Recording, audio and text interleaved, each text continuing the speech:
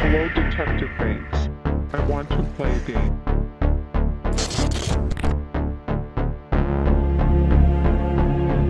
You should probably run.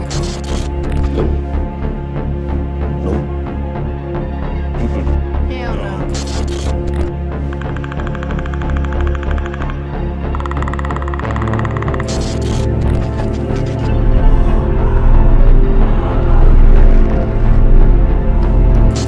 Do you believe in ghosts?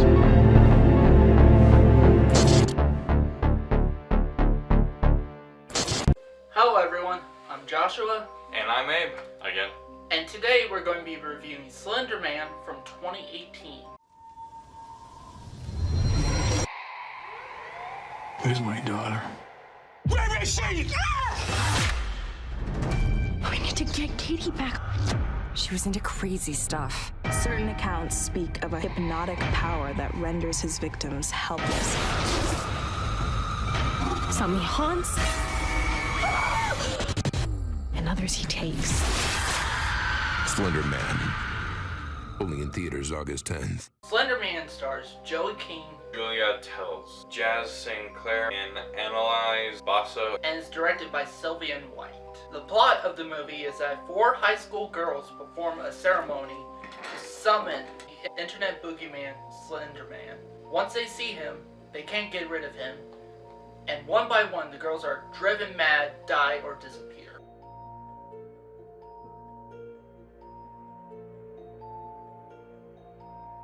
I guess personally for me, it was just the only character I really liked was, what was her name again in it? It was Rin, pretty much. That's the only one I liked. I just felt too bad for her in the end. I don't know why, but she was the only one that I really was interested in. Like, really was the only one you gravitated towards. Yeah, and I don't really know why. Like, she seemed I mean, maybe because, like, compared to everybody else, that she was at least, in your opinion, the most relatable, even though she wasn't technically a good character. But compared to everybody else in the movie, it's like the closest you can get. I mean, I guess she had a little bit more depth or something. I don't know. I guess her personality was a little bit towards mine. I mean, and yeah, I mean, for me, I did like the fact that there were some moments of like really good atmospheric shots in them. There were times that did try to build on quietness in them. And honestly, for me, that's it. It didn't really build up that much, though. Yeah. Or I should say the payoff didn't come that greatly, you know? Yeah.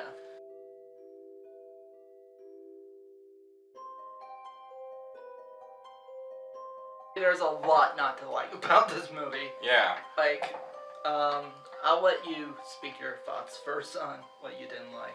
So, what's something both me and Josh agree on is that this movie we didn't really care about the story that much. Or the characters necessarily, for the most part. It's like, and I mean, like he said, there's not really much depth to them. yeah, it's like, they just seem like disposable teenage characters you would see in any other horror film. About as disposable as their doobies. But anyway, though. And yeah, it's like, also the problem is, it's like, there's a lot of stuff with this movie that is very dated, you know? Well, for one, the whole Slender-Man is dated by itself because, I mean, this really feels like a movie that should have came out sooner than that, you know? Definitely. But honestly, I think the story got so bad that you can tell it definitely was bad when you can hardly remember any of the characters' names. Yeah. And I'm a person that has a really bad memory when it comes to this crap. I can't even remember anything like personalities or anything at all. I guess only one personality-wise is Chloe, which is the black one, but she kind of, I don't know, scratch that. She really didn't have that much personality out of all of them. Honestly, neither of them, like, any of them didn't have any personality, like, and also, like, it was boring, you know? Like, first it started off like very fast paced, and it's like, okay, even if it's boring, at least we could get by quickly. And then it started to go all very slow, and then it's like, get to it! Like, especially at the ending there, just Yeah. like with Haley, she just basically was just standing there trying to get ready for him because she knew like, okay, this is the end. Like when I first saw this, I felt bad for her, but now it's just like I don't really care that much anymore. yeah, because she definitely becomes stupid, you know, especially. Yeah. And it's like, and even like the cinematography in that is uninteresting too. Yeah. What do you mean by that exactly? Like basically the camera work, the color grading, all that stuff, you know, just everything that, like basically how the final picture looks. Somewhat of it was good, But it's like, especially during certain shots. yeah, I mean like there were some creepy atmospheric shots in that, but that was it. Most of the time it was fake though. Like Yeah. they didn't really try that hard. In fact, In fact, there's times where it almost feels like it's like they're on a green screen. Oh yeah. Well, you could definitely tell at the end there too. Like going back to the ending, it kind of had the same effects as It Chapter 1 did, with how that smiling clown man or whatever. Pennywise. I'm sorry. Well, When even you- then, I think that was utilized better. Well, when he was trying to dance, you could clearly see the green screen effect on him.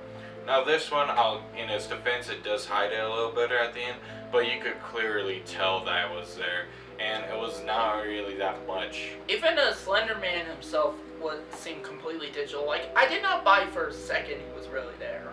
Honestly, I thought the first time, I thought they did a good job just using him enough, but now rewatching it, it just seems like they didn't really use him that much. Yeah. He seemed more like a hallucination than anything else. And it's like, and knowing that there's certain moments, like here's the thing, the scares are not utilized that well, you know? And in fact, some of them I kind of laughed at. Like, there's a scene between one of the main characters and a guy she likes. They're, you know, about to get it on, and his head kind of starts shaking and transforming, like, almost into Slender-Man, and then it's like, that's meant to be scary, but to me it's like, this is how it basically looked. Oops. Yeah, about that effect. Actually, with your hair, you kind of pulled it off a little bit better. But anyway, though, yeah, like, it almost seems like, he was on the verge of having a orgasmic heart attack. Which is kind of weird to say, but yeah. Yeah, and it's like, when I saw that part, I was like, just laughing my ass off over it. I wasn't scared by it at all. In fact, he was actually, what do you call it? He was laughing so much that he was nasaling almost. Just like had that sound in his nostrils. And honestly, honestly, I think you could have made a good Slender-Man movie. I really do. Even if it was a bit too late, you know?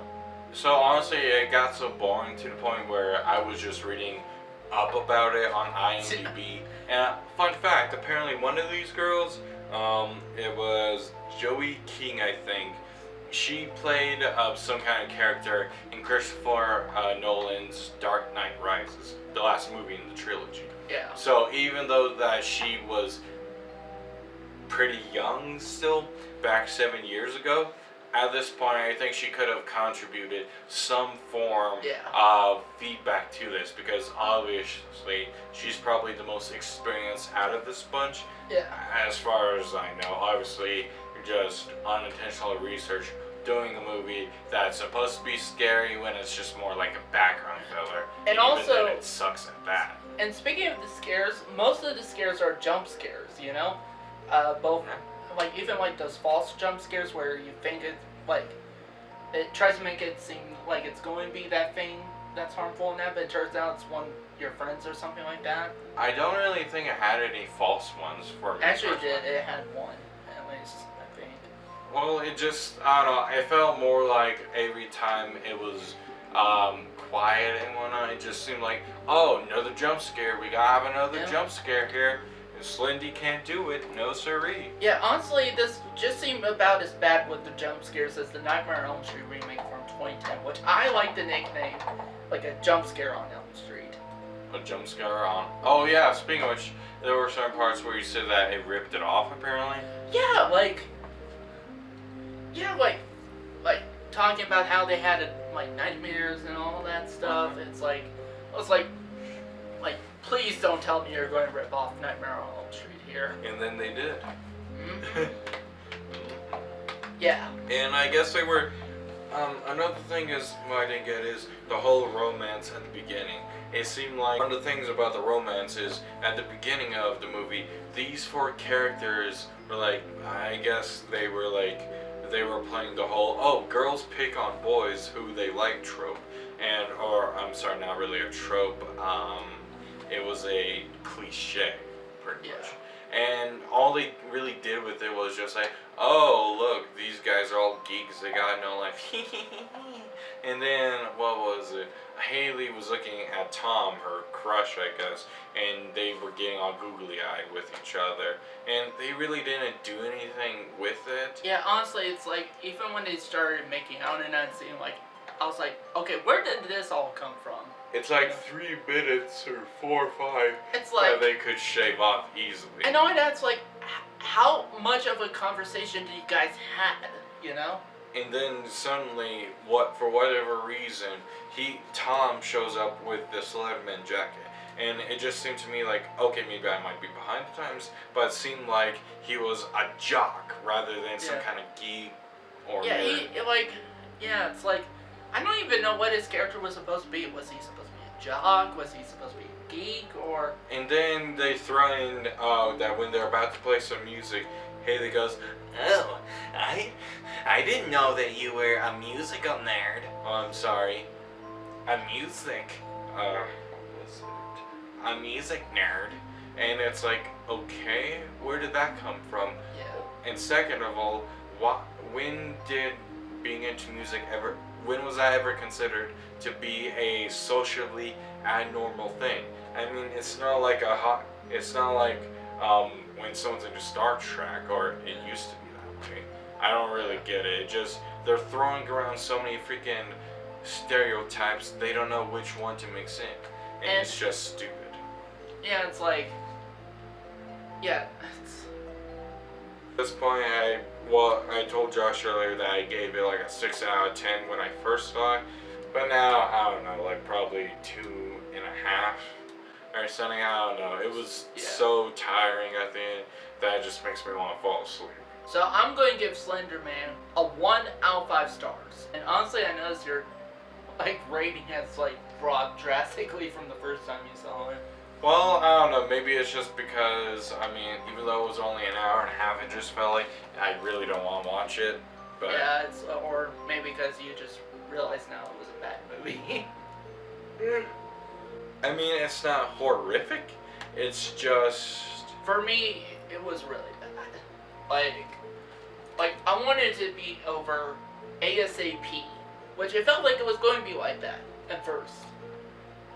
And then they had to slow it down some more, and I'm like, oh. To me, it's just a movie where it's like, you haven't seen it before, and you're like, okay, I'm bored, I just want to see how this goes. And then that's just like, okay, no, never mind. It's almost like you're about to taste a new food first time, and it's like so foreign to you, but so intriguing. Like, I don't know, say a dragon fruit, and then when you eat it for the first time, it just tastes so freaking bad. Like, you had no expectations for it, but even then it let you down. Right. Like, I had no expectations, at least I had no good expectations for this film, because I've been hearing a lot of bad things about it. But just watching it, oh man, it so hurts. But yeah, though. I think this is about as bad as Hellraiser Revelations and the Fog remake from 2005.